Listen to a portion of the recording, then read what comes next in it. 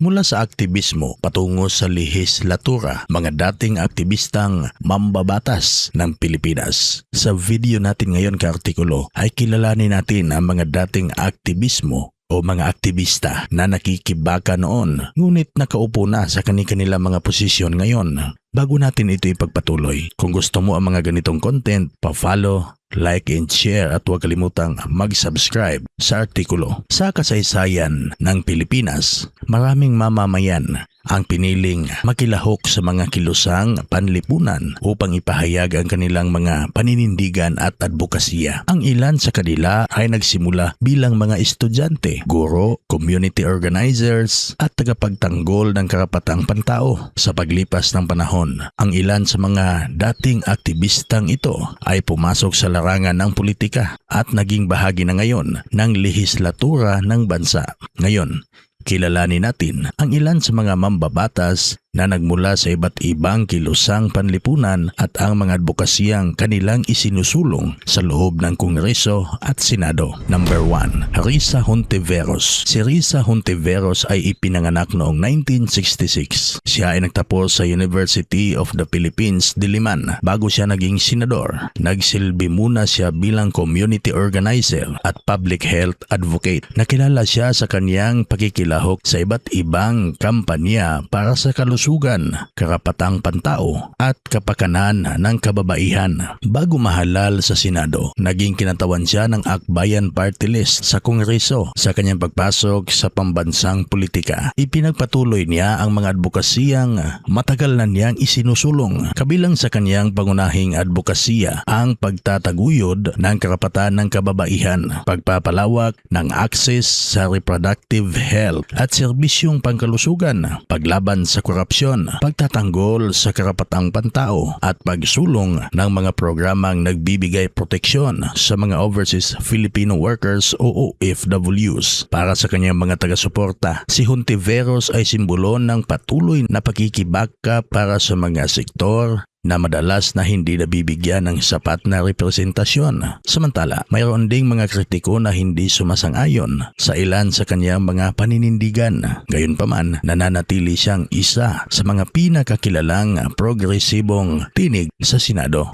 Number 2. Raul Manuel. Bago maging miyembro ng Kongreso, nakilala si Raul Manuel bilang isang student leader sa University of the Philippines. Nagsilbi rin siyang student regent ng UP kung saan kinatawan niya ang sektor ng mga estudyante sa lupon ng mga rehente ng universidad. Sa kanyang mga taon bilang leader estudyante, naging aktibo siya sa pagsusulong ng mga isyong may kaugnay sa edukasyon, karapatan ng kabataan at mga suliraning kinakaharap ng mga mag-aaral. Bilang kinatawan ng Kongreso, patuloy niyang isinusulong ang mga dagdag na pondo para sa edukasyon, pagpapabuti ng student welfare program, paglikha ng mga maraming oportunidad sa trabaho para sa mga kabataan at pagtataguyod ng transparency at accountability sa pamahalaan. Naniniwala siya na mahalagang marinig ang boses ng kabataan sa paggawa ng mga batas at pulisiya na direktang nakakaapekto sa kanilang kinabukasan.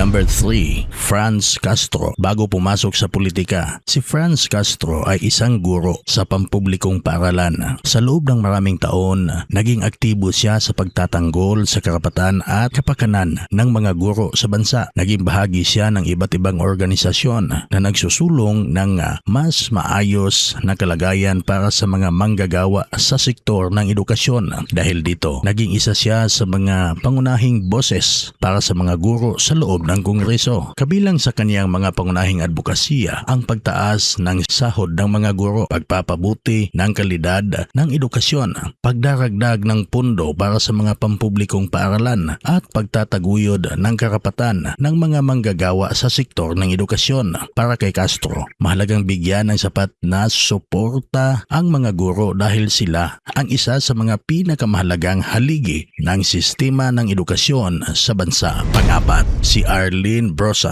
Matagal nang kilala si Arlene Brosas bilang isang women's rights advocate. Bago siya mahalal bilang kinatawan ng Kongreso, nakipagtulungan siya sa iba't ibang organisasyong nagsusulong ng karapatan ng mga kababaihan at mga bata. sa kanyang trabaho bilang mambabatas. Nakatuon siya sa pagsusulong ng mga batas at programang naglalayong protektahan ang mga kababaihan at mga batang nakakaranas ng pag-aabuso at diskriminasyon. Kabilang sa kanyang pangunahing advokasya ang paglaban sa karahasan laban sa kababaihan at mga bata, pagsusulong ng gender equality, pagpapalawak ng social services para sa mga mahihirap na pamilya at pagtatanggol sa karapatan ng mga solo parents at kababaihang manggagawa. Patuloy niyang ipinaglalaban ang mas inklusibong pantay na lipunan para sa lahat. Panglima, Rene Cu. Isa si Rene Cu sa pinakabatang kinatawan ng Kongreso. Bago siya mahalal, naging youth organizer at student activist siya na aktibong nakikilahok sa mga usaping may kinalaman sa kabataan. Sa kanyang panunungkulan bilang mambabatas, binibigyang diin niya ang kahalagahan ng edukasyon, kalusugan ng pag-iisip at partisipasyon ng kabataan sa proseso ng pamamahala. Kabilang sa kanyang mga pangunahing advokasya ang pagpapalawak ng akses sa edukasyon, pagsusulong ng mental health programs para sa kabataan, paglikha ng mas maraming oportunidad sa trabaho at paghikayat sa mga aktibong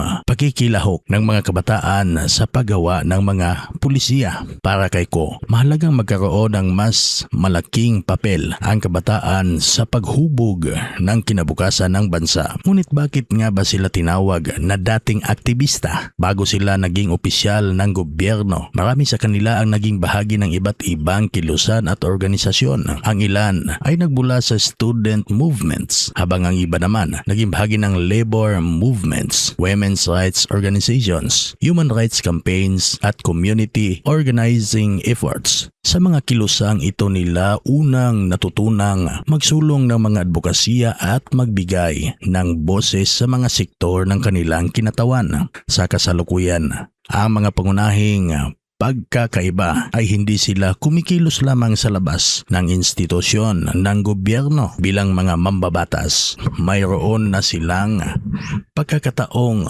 magmungkahi, bumalangtas at magsabatas ng mga pulisiyang maaring makaapekto sa buong bansa. Para sa kanilang mga taga-suporta, ang kanilang pagpasok sa lehislatura ay isang paraan upang maisulong ang pagbabago mula sa loob ng sistema. Para naman sa mga kanilang kritiko, mahalagang suriin at questionin ang kanilang mga panukala at paninindigan. Anuman ang pananaw ng bawat isa, hindi may kakaila na ang kanilang paglalakbay mula sa aktivismo patungo sa lehislatura ay bahagi ng patuloy na kwento at demokrasya at pampublikong pakikilahok sa Pilipinas. Ikaw, ano ang komento mo sa video natin ngayon? Pwede ka mag-comment sa comment section. At gusto mo ang mga ganitong video, i-follow ang artikulo at huwag kalimutang mag-subscribe. Maraming salamat.